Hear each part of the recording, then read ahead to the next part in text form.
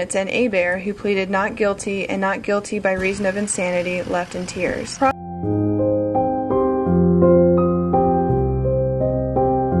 Traveling to the site where she stabbed her 9-year-old daughter and 7-year-old son to death.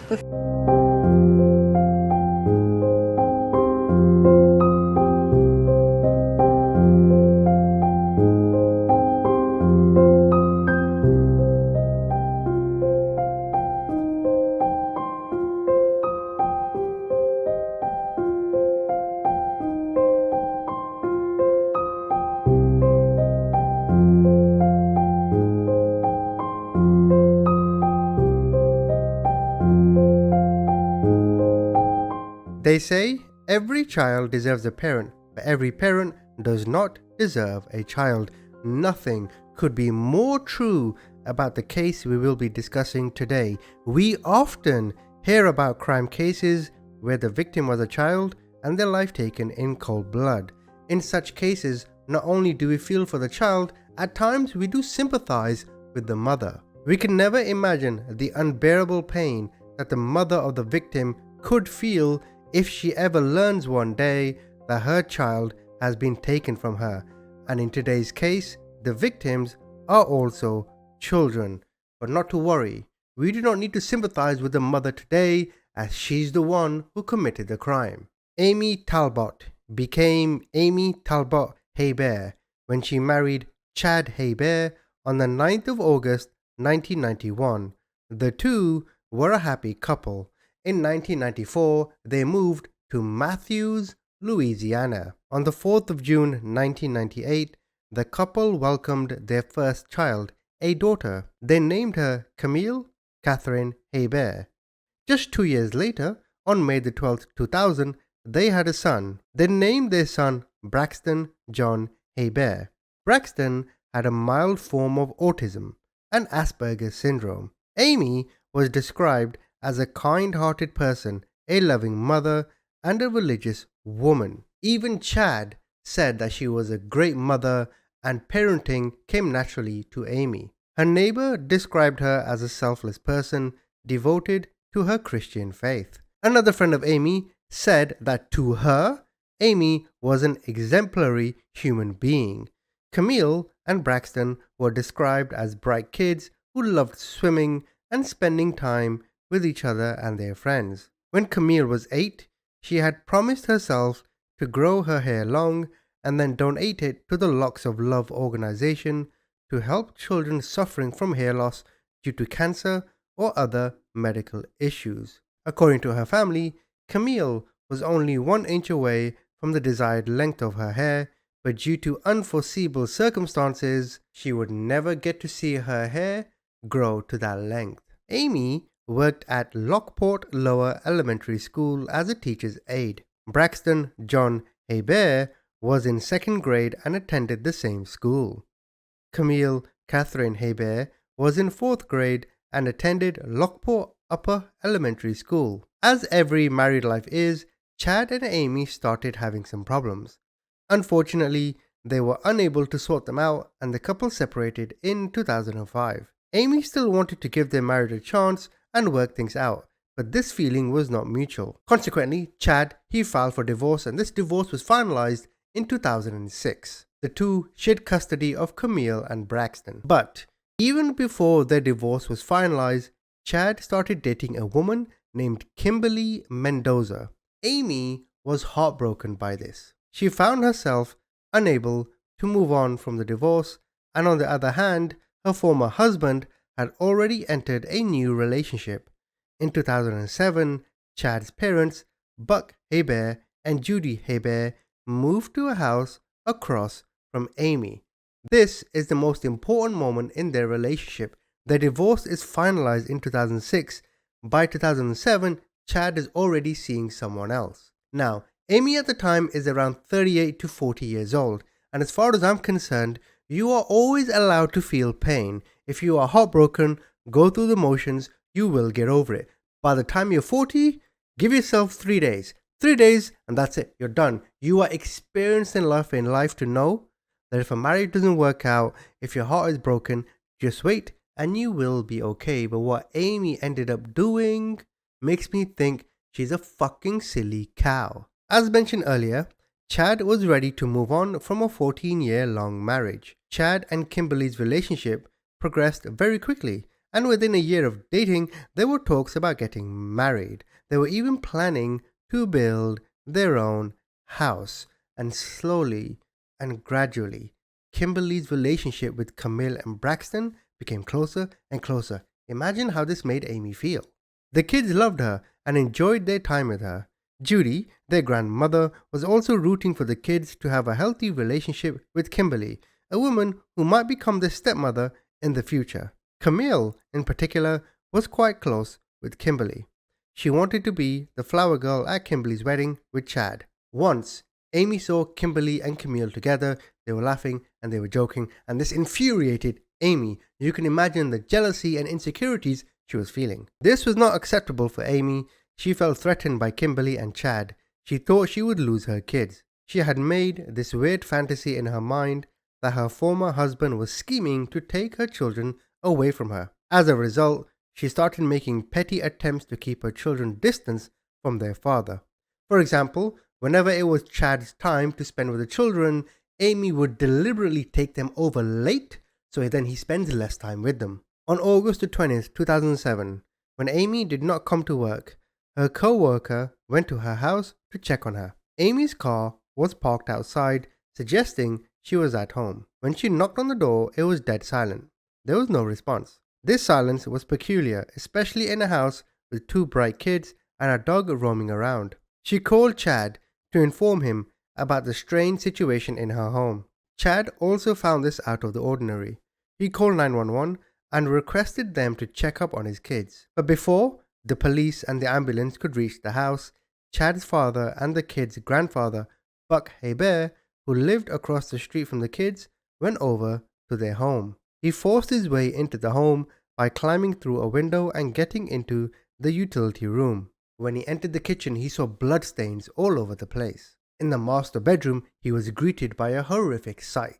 The bed was covered with blood, and on the bed under the sheets was his former daughter-in-law Amy with his two grandchildren and their pet dog, Princess. All four were bathing in blood. Buck tried to open the doors of the house from the inside, but he could not unlock them. He then called the police and begged them to save Amy and the kids. After a while, the police also arrived. They also forced their way into the home by breaking the kitchen door. And when the police went to the master bedroom, they also saw a horrific sight. Amy was still armed, and she pointed the knife at the police officers and shouted, "Get the fuck out!" The police unarmed her by using a taser. When they moved closer to the kids, they finally realized the gravity of the situation. The family dog was already dead, and the kids were wounded so badly that their chance of survival was not high. The police found 11 kitchen knives on the bed. 11. Some had blood on them, and the one that didn't were bent from the edge. And it got me thinking, if there's 11 knives, some had blood, some were bent. Whenever she inserted these into the children, they may not have worked, so she went to the next knife. What the hell are you doing? Amy and the kids were rushed to the hospital. Amy stayed at Oshner St. Anne Hospital in Raceland. She had stabbed herself 30 times. There were stab wounds on her wrist, lungs, chest, neck, scalp, and eyelids. She was the only one who survived the stabs. Her children passed away. The autopsy revealed that Camille was stabbed more than 60 times. 30 of her stab wounds were in the front of her torso. Her heart, lungs, stomach, and all other vital organs had been stabbed. She was also stabbed in the head 30 times, but the knife never went through her skull. The wounds stayed on the scalp. She had 5 defensive wounds on her left arm and 9 on her right arm. Braxton himself had been stabbed more than 50 times. So basically, she stabbed her children over 100 times. 30 of his stab wounds were in the front and the rest were in the back. He had also been stabbed in the heart. He had 5 defensive wounds to his left arm and 2 on his right arm. The autopsy could not determine the exact number of stab wounds because of some of the perforating wounds. The cause of death for both children was determined as excessive bleeding. Braxton was 7 and Camille was 9 years old. Their funeral was held at St. Hilary of Poitiers Catholic Church in Matthews. It was attended by many residents of Matthews. They were laid to rest in Resurrection Memorial Park in Matthews. The community was very sympathetic towards the kids. A memorial service was held at Victory of Life Church in Lockport. Now, when the police were going to the crime scene trying to find evidence, they found 2 notes written by Amy. One of the notes were written to Chad. The note said, "You wanted your own life. You got it. I'll be damned if you get the kids too. Your ambition and greed for money won out over your love for your family. The hell you put us through, I do mean all of us, because you don't know what the kids used to go through because of course you weren't here. There is no kind of life for them to live. I sure hope you 2 lying, adultering, home-wrecking whores can have more kids because you can't have these. Actually, I hope you can't because you'll only produce more lying, home-wrecking, adultering whores like yourselves. Maybe you can buy some with all your money you will make from this house and the life insurance benefits you will get from the kids." I see someone was still bitter. Now the second note was addressed to the kids' grandparents. It said, "You run from the very thing you support. Monica pairs up with a married man, becomes a kept woman, and your response is maybe she's in love with him. So that makes it okay? How stupid. Your sons have affairs, bring these whores home, and you welcome them all in. I guess it's okay for them to hurt the family as long as it's not you. Well, when you started delivering my kids to that whore, Kimberly, that was the last straw. To all my friends, thanks for all your help and support you tried to give me. I love you all. Sorry, Daddy, Celeste, and Renee. I love you all." Now, regarding the police investigation, the knives found at the scene were checked for fingerprints and Amy's fingerprints were found on all the knives. The police also interviewed the friends and family of Amy Hebert. 2 of Amy's friends, Gina Adams and Shelley Matherine, informed the police that lately Amy had been going through severe depression because of her divorce and her former husband's new marriage. Shelley actually said that there was one time where she was having a conversation with Amy and she was having suicidal thoughts. So Shelley told her, "You want to cheer yourself up? Go listen to some happy music, you'll be okay." Gina recalled the same day she asked Amy if she wanted to have cabbage casserole. Amy politely declined and said she was fasting to purify herself of all the negative emotions and evil thoughts. The next day, on the 19th of the month, the 3 women met at the Victory Life Church for the Sunday church. That day, Amy only said this to Shelley, "I couldn't do it." Her friends recalled that day she was not being herself and was not talking to anyone. Once it went to trial, all the evidence was pointed at Amy Hebert. The notes found at the home led the police to believe that Amy had taken the lives of her kids to take revenge on her ex-husband, and then she proceeded to commit suicide.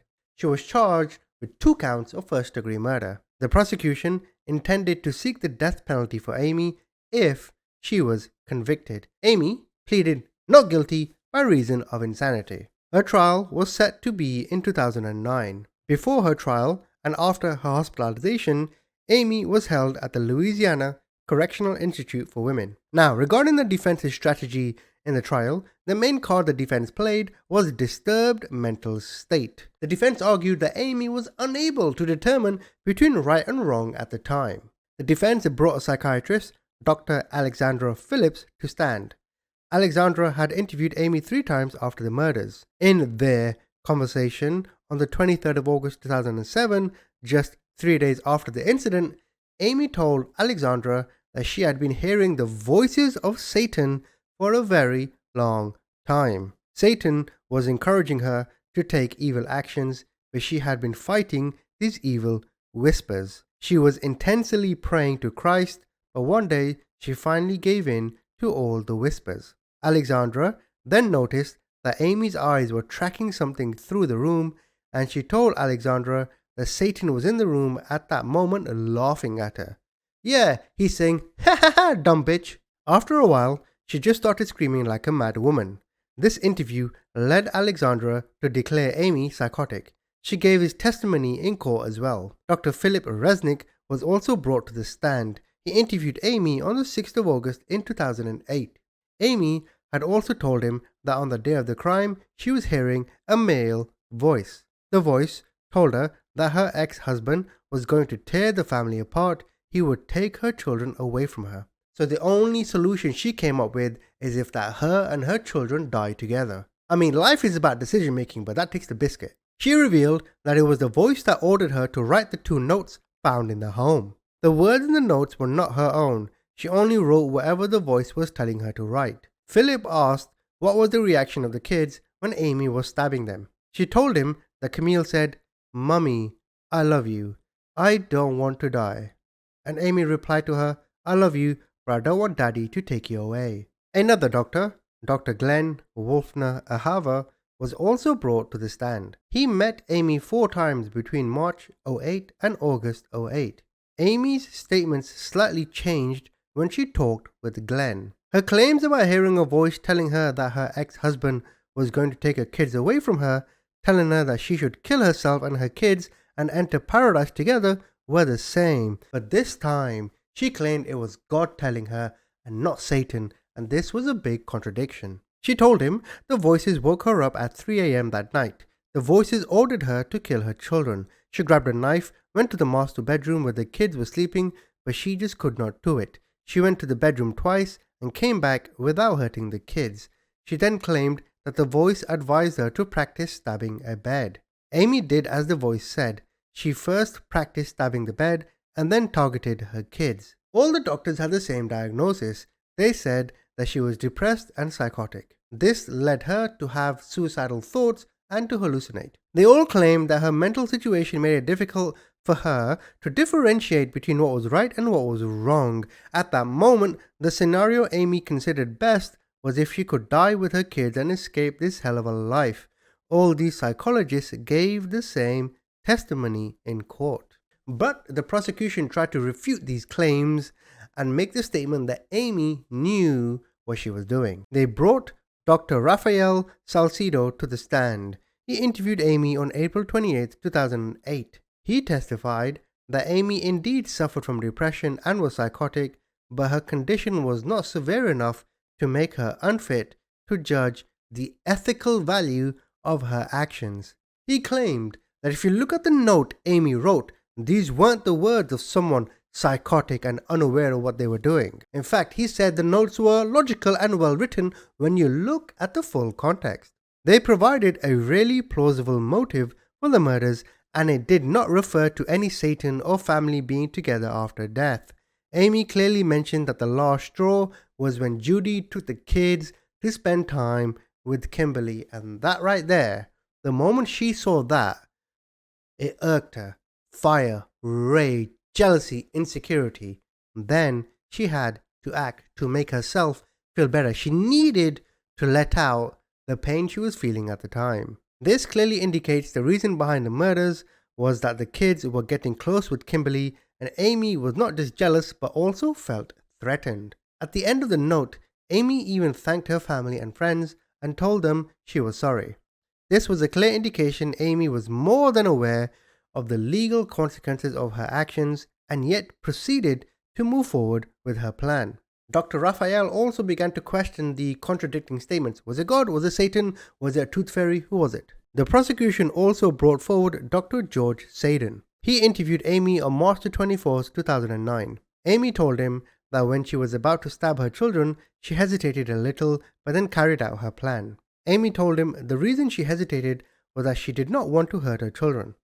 This statement led Dr. George to believe that Amy was well aware of what she was about to do. She was well aware that her actions could hurt her little children. This awareness is not something a psychotic or mentally ill person generally has. The prosecution psychologists also argued that Amy never had any history of mental illness.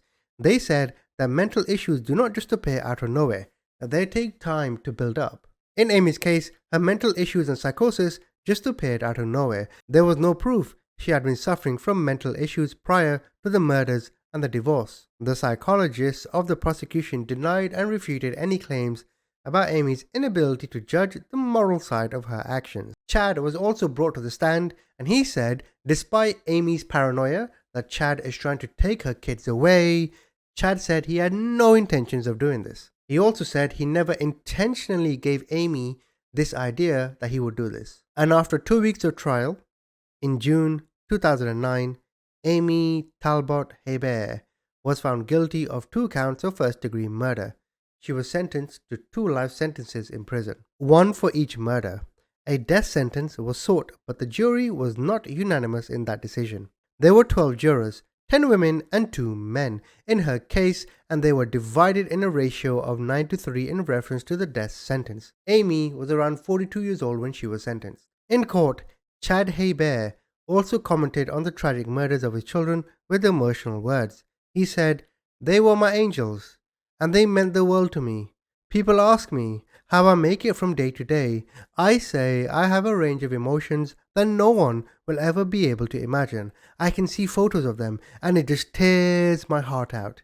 Then I laugh sometimes when I remember the little things that made them special. There's not a day goes by where I don't cry." Judy, the grandmother, also gave her words in the courtroom. She said, "When God sends you children, He sends you joy. But when God sends you grandchildren, He sends you a blessing. They are your heart. And right now, I have a hole in my heart that will never be filled." Amy's father, on the other hand, was not happy about his daughter's fate. He said, "I would like to take her home right now. She doesn't deserve this. She was too good of a person." Amy is currently serving her time at the Louisiana Correctional Institute for Women. She appealed for a retrial several times, but was rejected every time. As for Chad Hebert, he married Kimberly in 2008 before Amy was even convicted of the crimes. The Camille and Braxton Hebert Memorial Fund was established in memory of Braxton and Camille Hebert. This is a non-profit organization that gathers funds to build recreational spots for children in the Lockport Elementary School, the school Camille and Braxton attended. This is such a sad story. These 2 children lost their lives because of something they didn't do. But what really made my dick itch regarding this case is the reasons behind it. Just being a fucking idiot. That's it. There was no psychotic behavior or maybe a mild form of depression, whatever. Let's assume that Amy did nothing wrong, right? Let's just say her husband left because he fell for some other girl and he was unfaithful and their marriage was fine, but he just decided to be an idiot. Let's just say that is the case. Do you know what you do in that case? 2 things. You either wait and you get over it, or you go and drink, you take drugs, you go and sleep around, you do whatever you can, right, without harming someone else to get over it, to rid this pain. Patience is the solution, but if you need to seek some other kind of escapism, go do it. What you don't do is what this silly cow did. The only way to describe her is that she is a fucking idiot. Like, just imagine this, right? Imagine you have a conversation with your friend. "Yeah, my girl or boy broke up with me. Oh, damn, I'm sorry. What are you gonna do?"